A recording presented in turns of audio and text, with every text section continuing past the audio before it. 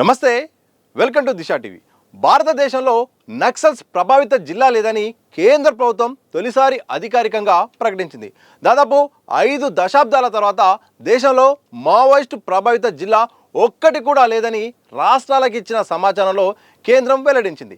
National policy action plan కింద ఉన్నత స్థాయి సెక్యూరిటీ సమీక్ష జరిగింది. ఆ తర్వాత ఆంధ్రప్రదేశ్, బీహార్, ఛత్తీస్గఢ్, జార్ఖండ్, మధ్యప్రదేశ్, మహారాష్ట్ర, ఒడిశా, తెలంగాణ, పశ్చిమ బెంగాల్లకు ఒక అధికారిక సందేశాన్ని పంపింది. మార్చి 27వ తేదీన నక్సల్స్ ప్రభావిత జిల్లాలుగా ఛత్తీస్గఢ్లోని బీజాపూర్, జార్ఖండ్లోని పశ్చిమ సింగ్భంగ్ జిల్లాలు ఉన్నట్టు కేంద్రం నోటిఫై చేసింది. లేటెస్ట్గా ఏప్రిల్ 8న రాష్ట్రాలకు పంపిన సందేశంలో ఒక్క జిల్లా కూడా నక్సల్ ప్రభావితంగా లేదని స్పష్టం చేసింది. అయితే ఈ 9 రాష్ట్రాల్లో 37 జిల్లాలను లెగసీ థ్రస్ట్ జిల్లాలుగా, ఒక కన్సర్న్ జిల్లాలుగా చూపించింది.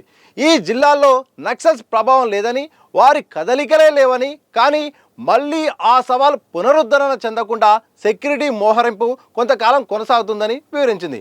మన దేశం నుండి నక్సలిజాన్ని అంతం చేస్తామని, అందుకు మార్చి 31వ తేదీని కేంద్రం డెడ్లైన్గా విధించింది.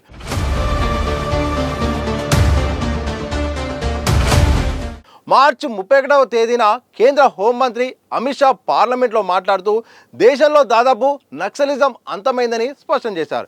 ఈ డెడ్లైన్ ముగిసిన తర్వాత హై లెవెల్ సెక్యూరిటీ సమీక్ష చేపట్టారు. ఆ తర్వాత దేశంలో నక్సల్స్ ప్రభావిత జిల్లా లేదని రాష్ట్రాలకు సమాచారం ఇచ్చినట్టు అధికారులు పీటీఐ ఏజెన్సీకు వెల్లడించారు. మరోవైపు జార్ఖండ్ సరండా జిల్లాలో ఎన్కౌంటర్ జరిగింది. మావోయిస్టు పార్టీ పొలిట్ బ్యూరో సభ్యుడు, సీనియర్ నేత మిసిర్ బెస్రా ఇంకా అగ్రాంతంలోనే ఉన్నారు.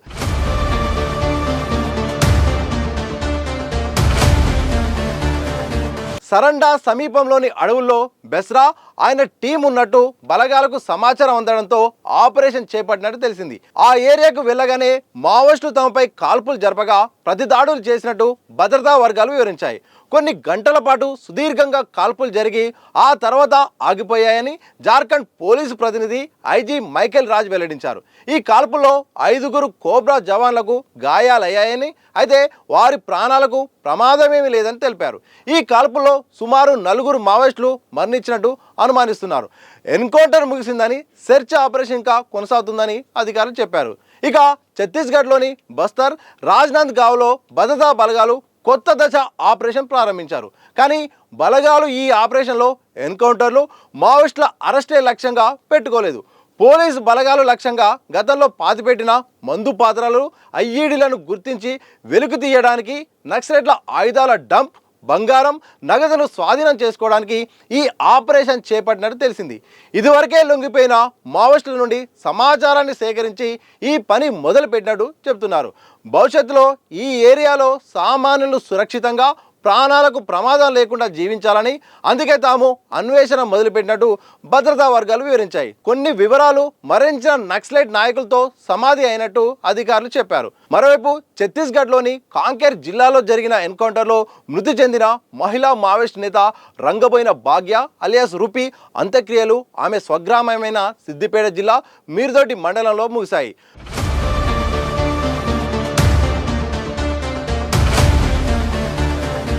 బుధవారం పార్థివ దేహం గ్రామానికి చేరుకోగా వివిధ గ్రామాల నుండి వచ్చిన విప్లవ సంఘాలు, పౌర హక్కుల నేతలు, బంధుమిత్రుల సంఘాలు భారీ సంఖ్యలో పాల్గొని నివాళులు అర్పించారు. దారి పొడవునా విప్లవ గీతాలను ఆలపిస్తూ అంతిమ యాత్ర నిర్వహించారు. భాగ్యక్క అమర్ రహే, జోహర్ భాగ్యక్క అంటూ నినాదాలు చేశారు. కాగా భాగ్య 26 సంవత్సరాల పాటు మావోయిస్టు పార్టీలో పనిచేశారు. ఇలా ఆపరేషన్ కగార్లో భాగంగా అయితే మాత్రం డెడ్లైన్ ముగిసినా కానీ ఆపరేషన్ కొనసాగుతూనే ఉంది. ప్రధానంగా ఛత్తీస్గఢ్లో అయితే మాత్రం మరొక ఆపరేషన్ అయితే మాత్రం చేపడుతున్నారట.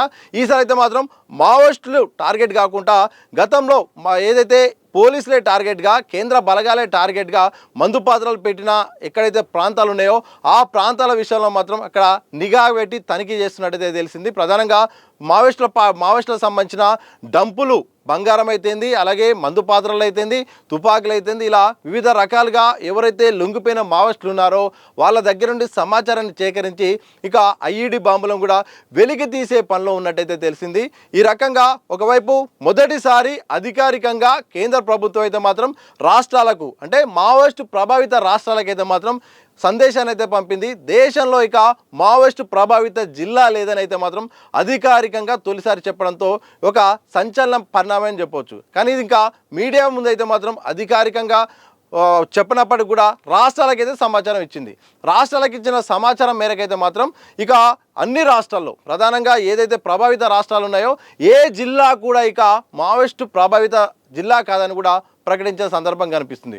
మరోవైపు మిసిర్ బెస్రా గురించి అయితే మాత్రం ఇప్పటికే ఇక పూర్తి స్థాయిలో ఇటు ఫోకస్ చేశారు. ఆయనను ఎలాగైనా లొంగిపోవాలని ఇప్పటికే కేంద్రం కూడా ప్రకటన చేసింది. కానీ ఇక తప్పించుకొని తిరుగుతుండడంతో ఇక కూంబింగ్ ఆపరేషన్ అయితే కొనసాగుతుంది. మరి ఆయన దొరుకుతాడా లేకపోతే భద్రతా బలగాలు మరి ఏ రకంగా ముందడుగేస్తాయని మాత్రం తెలియాల్సిన అవసరం అయితే ఉంది.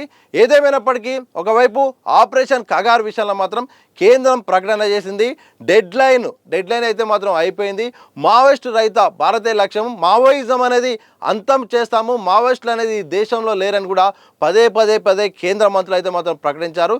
ఈ సందర్భంలో మాత్రం ఇక పూర్తి స్థాయిలో ఇటు పార్టీ అయితే మాత్రం ఇటు మనుగడ లేకుండా అయితే మాత్రం అన్ని రకాలుగా వ్యూహాత్మకంగా గత అనుభవాల దృష్ట్యా ఈసారి అయితే మాత్రం పెరిగిన టెక్నాలజీ కారణంగా అక్కడున్న వాస్తవ పరిస్థితులను దృష్టిలో పెట్టుకొని ఆయుధాలను కేంద్రం అయితే మాత్రం ఈసారి పెద్ద ఎత్తున ఆపరేషన్ చేసింది. ఇక మావోయిస్టు పార్టీ అయితే మాత్రం వరుసగా ఎదురు దెబ్బలు తరుగుతున్నాయి. ఇప్పటింతలో కూడా కోలుకునే వాతావరణంలో కూడా కనిపించినంత దారుణంగా ఈసారి అయితే మాత్రం ఎప్పుడు లేని విధంగా అయితే మాత్రం గత 2 ఏళ్ళుగా అయితే మావోయిస్టు పార్టీ తీవ్రంగా నష్టపోయింది.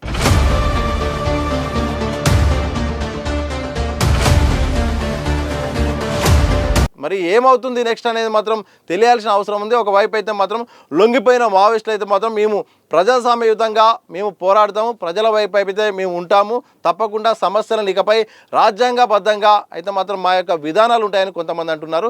అయితే జైల్లో ఉంటున్న వాళ్ళ పరిస్థితి అయితే మాత్రం ఇంకా కేంద్ర ప్రభుత్వం ఎలాంటి నిర్ణయం తీసుకోలేదు. గతంలో ఛత్తీస్గఢ్ హోంమంత్రి జైల్లో ఉన్న వాళ్ళను విడుదల చేస్తాం, లొంగిపోతే మాత్రం కేసులు ఎత్తేస్తామని చెప్పారు. కానీ దానిపై మాత్రం ఇంకా ముందడుగు పడలేదు. వేలాది మంది ఇంకా జైళ్ళలో దేశవ్యాప్తంగా జైళ్ళలో ఉన్నారు. వాళ్ళ విడుదల విషయంలో మాత్రం మరి కేంద్రం ఏ నిర్ణయం తీసుకుంటుందో తెలియాల్సిన అవసరం అయితే ఉంది. ఇలా మొత్తానికైతే మాత్రం ఆపరేషన్ కగార్ డెడ్ లైన్ ముగిసినప్పటికీ ఇంకా క్యాంపులు కొనసాగుతున్నాయి. ఒకవైపు మావోయిస్ట్ రహిత జిల్లాలు ఉన్నాయని చెప్తున్నప్పటికీ కూడా కొన్ని జిల్లాల్లో మాత్రం ఇంకా క్యాంపులు కొనసాగుతాయి. ఎందుకంటే మరోసారి మళ్ళీ రిక్రూట్మెంట్ జరగకుండా, పునరుద్ధరణ జరగకుండా మాత్రం ఇంకా కొన్ని రోజుల పాటు, కొన్ని నెలల పాటు అయితే మాత్రం స్పెషల్గా కొన్ని జిల్లాల్లో మాత్రం ఇంకా క్యాంపులు అయితే మాత్రం అలాగే ఉంటాయి. భద్రతా బలగాల సెర్చ్ అయితే మాత్రం రెగ్యులర్గా కొనసాగుతుంది. ఏదేమైనప్పటికీ దేశంలో ఇక మావోయిస్టు సంబంధించిన ప్రభావిత జిల్లా లేదని అయితే మాత్రం మావోయిస్టు సంబంధించిన ఏదైతే ప్రభావిత రాష్ట్రాలు ఉన్నాయో ఆ రాష్ట్రాలకైతే మాత్రం కేంద్రం ఇప్పటికే సందేశాన్ని అయితే ఇచ్చింది. మరి చూడాలి ఈ విషయంలో మరి గతంలో అనుభవాల దృష్ట్యా మరోసారి రిక్రూట్మెంట్ కాకుండా క్యాంపులు కొనసాగుతాయా, మరోసారి ఎత్తివేస్తారా, మావోయిస్టు పార్టీ మరి ఎలాంటి నిర్ణయం తీసుకోబోతుంది అనేది భవిష్యత్తులో తెలిసే అవకాశం అయితే కనిపిస్తూ ఉంది.